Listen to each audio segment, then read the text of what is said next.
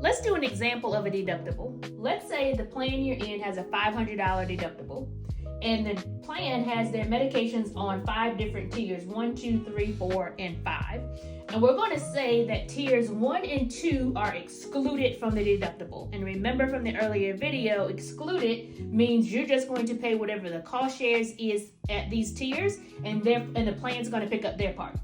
And then we're going to say that tiers 3, 4, and 5, they actually count toward the deductible. And remember from the definition of deductible, this means that you're going to pay the full amount of the cost of these drugs until you meet this $500 deductible, and then your plan is going to kick in and pay their part.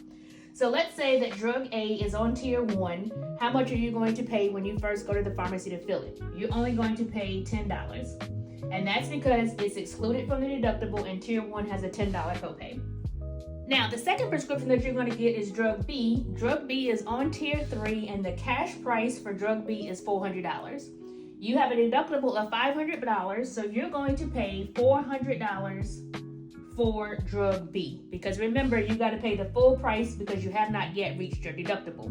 Now that you've paid $400 towards this $500, you now have $100 remaining in your deductible. So then when you go get drug C, which is also on tier 3, and it has a cash price of $300, you're going to pay the first $100 because that's satisfying this deductible. And then you're also going to have to pay the $50 copay that is associated.